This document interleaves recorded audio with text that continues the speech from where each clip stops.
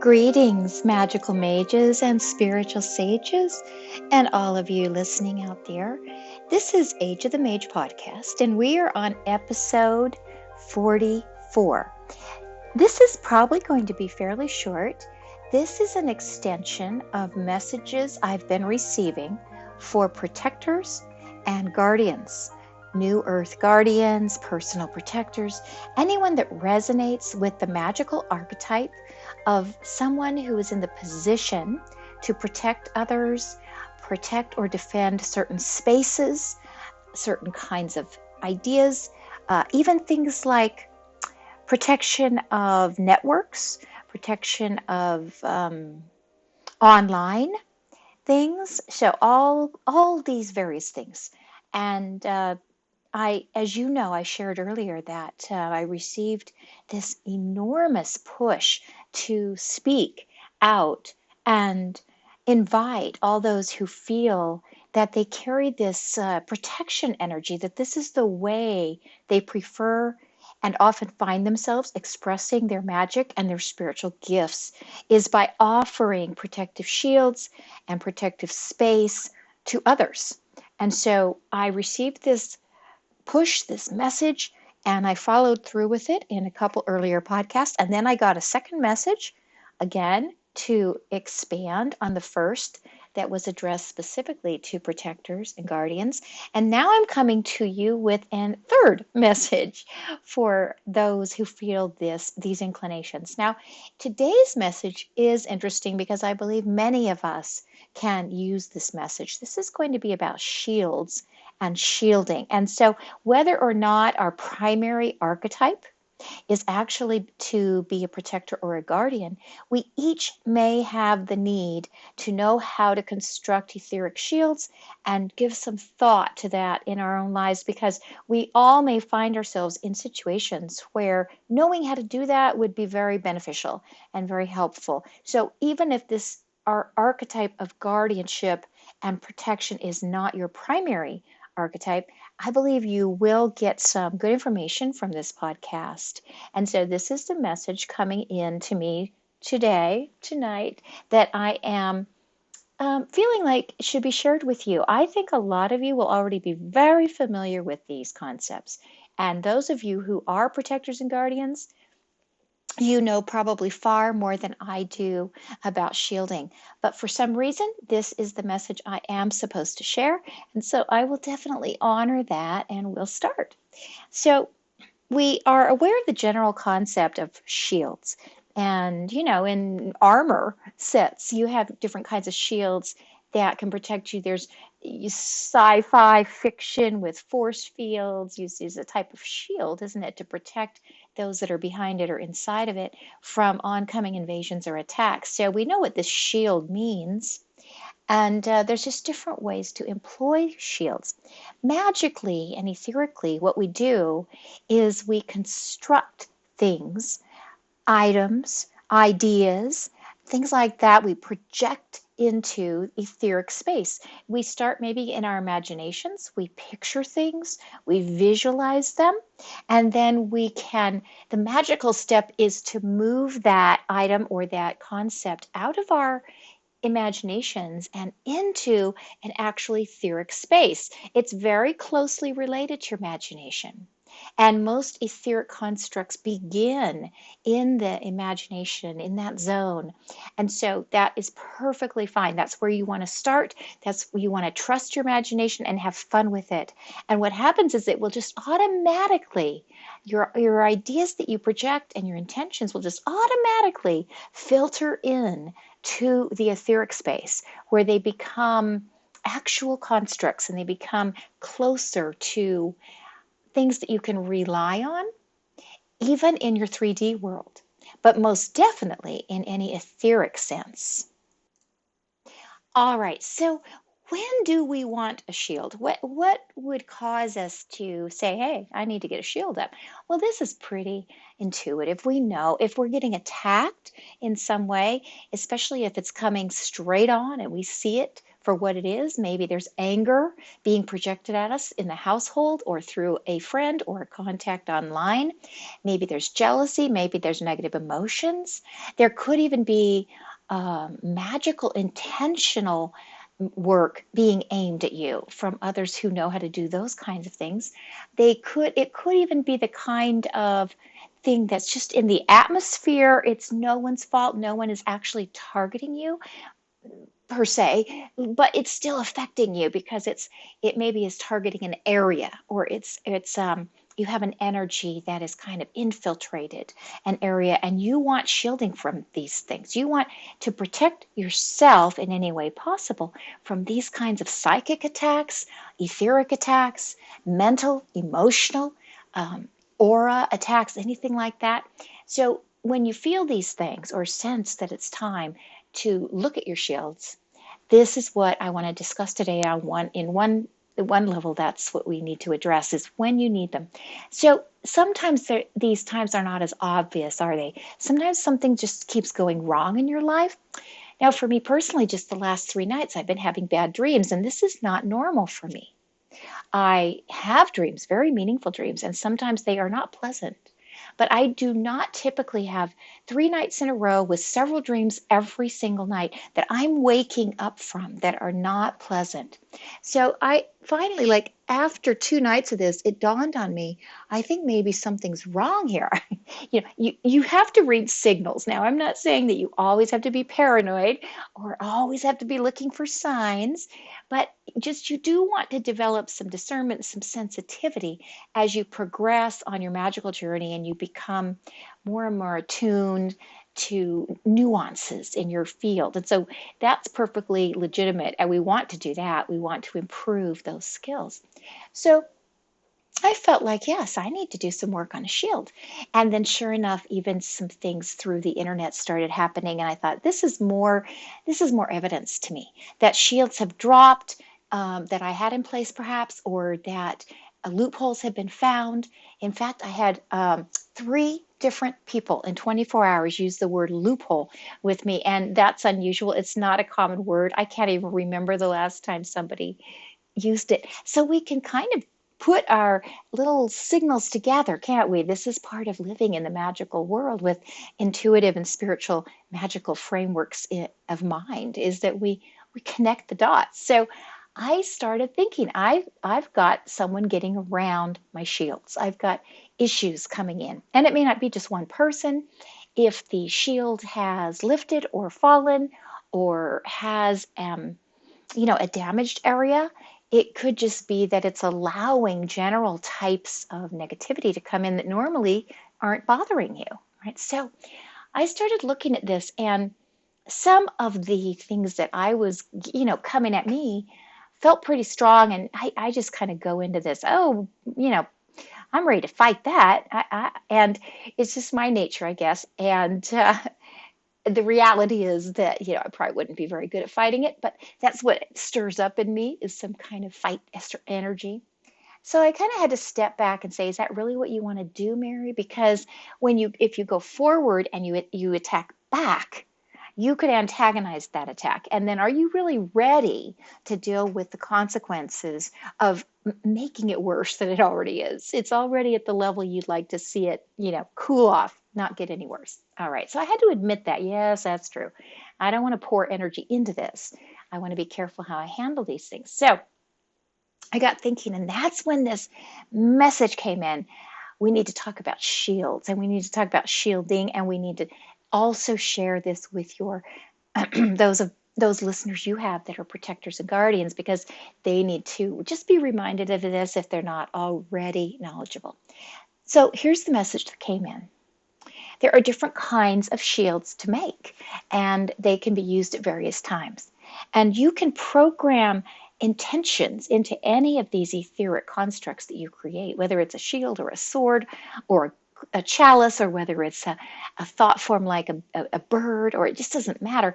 These are your creations, and you can learn how to program intentions and feelings and things right into them in order to empower them with even additional attributes. So, not just a shield, but is it a shield that protects you from a certain element, for example? Then that's up to you. Those are the kinds of characteristics that you have the ability to imbue into your constructs.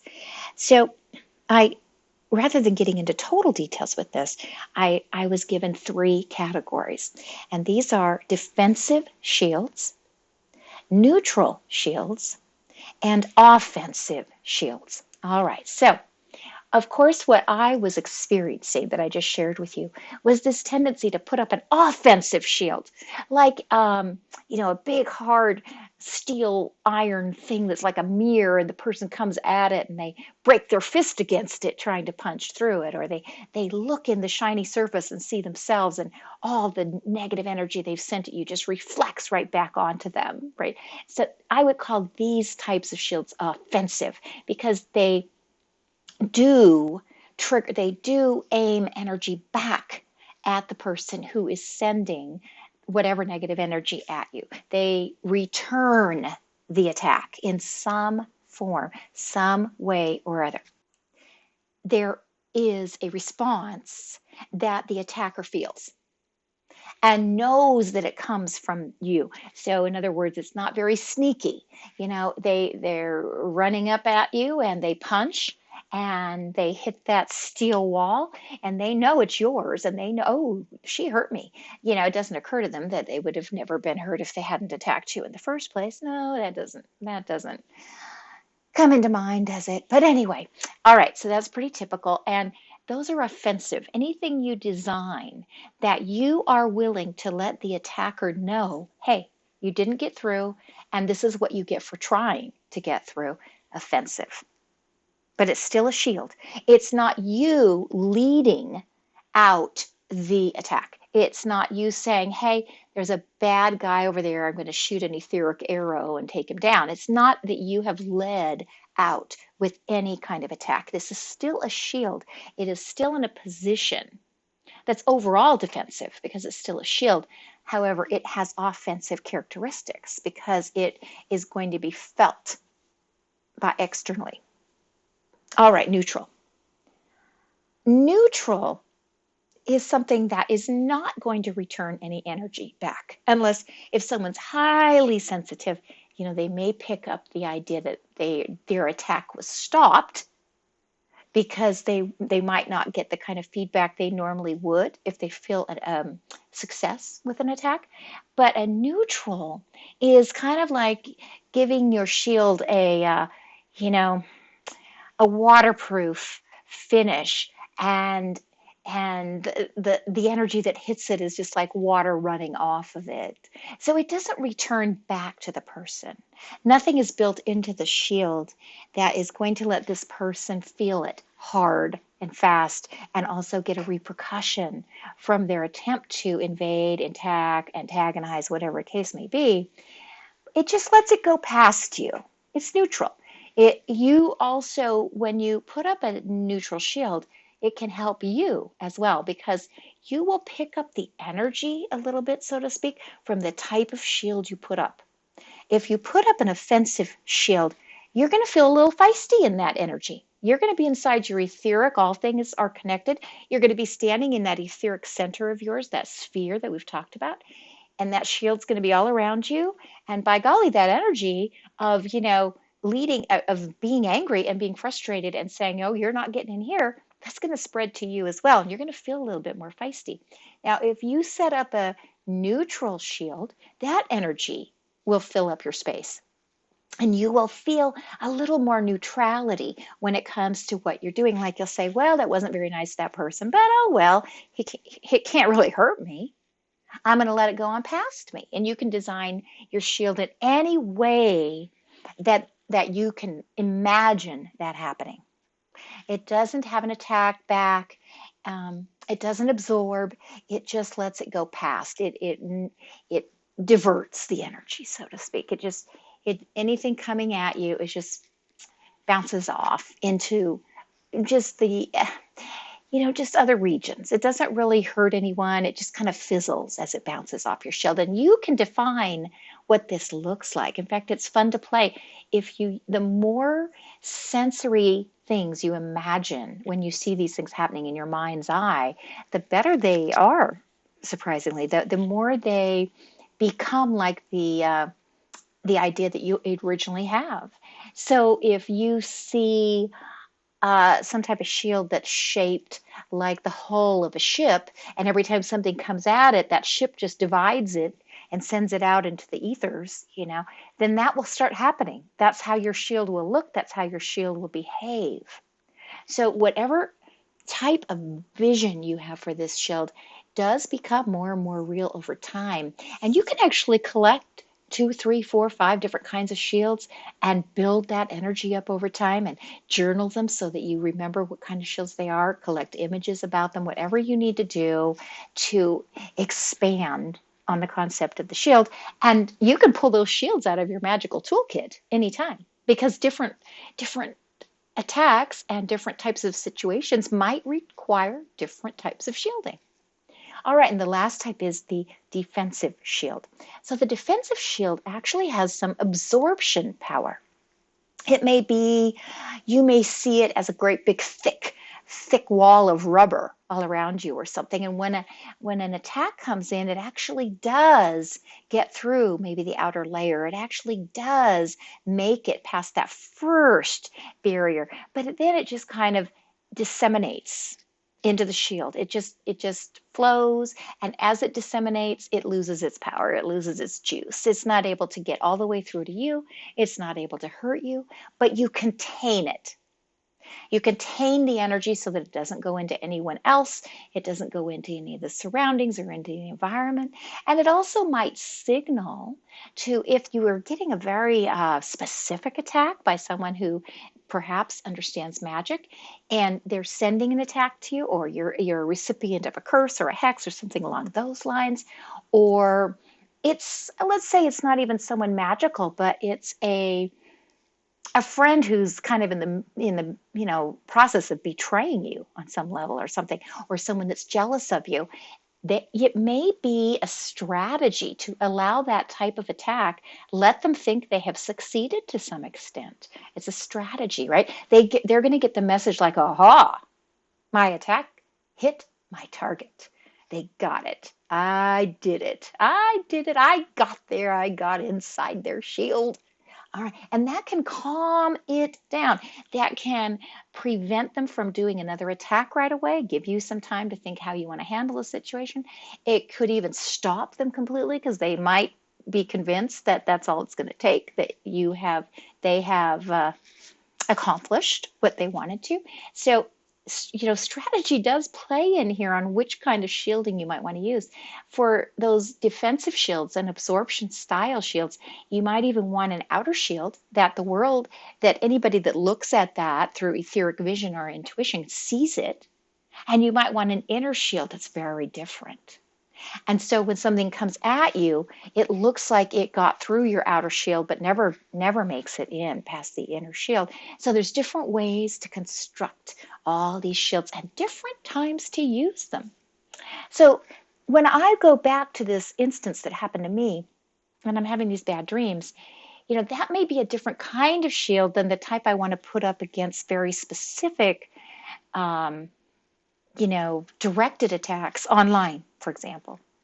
Or if you were having a problem and had various things keep happening to something like a site that you're trying to maintain or something, that may be a very different kind of shielding that you want to put in place around that virtual environment, for example. So you do have to think of these things. And in my case, I had to admit, I shouldn't put up a hard offensive shield here, because I wasn't prepared to start something. I really didn't want to, even though my anger flared up and my frustration came on, really fast, and you just feel like you want to go punch right back, right? But really, when I stepped back, I thought, but I can't maintain that. I don't want that energy to build up around this little issue. It's not worth it. So I had to take a step back, and I had to say, yeah, this is not the time to put up a big, shiny shield of armor. This isn't the time. What I'm going to do instead is put up some level of kind of invisibility. Like I'm going to do a neutral shield. And, I'm just going to build this thing around me that just makes it seem like I'm not worth attacking. There's nothing here to see. So you can see how you can play with these various ideas and build up a little bit, build up a little armory, especially if you are a protector or a guardian, because you will use these shields over and over and over. And you can develop them in such a way and anchor them to your mind that you can just pull them out at a moment's notice. If someone is in a room and they're at a party and bullying starts happening or something, you will know exactly what kind of shield to bring out. From practicing with it, from analyzing its energy, looking at the responses that it gets, and boom, you suddenly have this anti-bullying shield that just works almost every time, and you know how to set that up really fast. So these are just thoughts that I was kind of prompted to share with you, particularly you protectors and you guardians, because I know you'll be dealing with this all the time. You'll even be protecting your magical teams as you find people you want to work with. You will very often fill that role of protecting the others who go in with different kinds of archetypes to do things. So it's really important and critical to get these things down and really master them. And for all the rest of us that maybe will not be doing this full-time type of protection work or guardianship, this is still so useful. This is like it just happened to me this week out of the blue, and I had to face up to it, and suddenly I'm faced with, that's right, that kind of shield wouldn't be very good. And that's when all this information came in. So even in anybody's life, for any of us, it's important to understand how much power we really have by working with our imagination and our etheric space that's around us. And of course, we can call on additional beings for help. So whatever style you have, please access all the help you feel comfortable in connecting with. That is perfectly appropriate, and you should. But this is specifically, this podcast, a little more specific about something you are in control of, and you can do, and you can make, and you can construct, and then you can program it to act as whatever you want it to do. You are in control. And I feel that this will be helpful, and evidently someone out there needs to hear it. Myself, I do, and I'm hoping that it will be a valuable little piece of information for many of you too. Thank you for joining me, and I will return soon, of course, and I will say goodbye for now.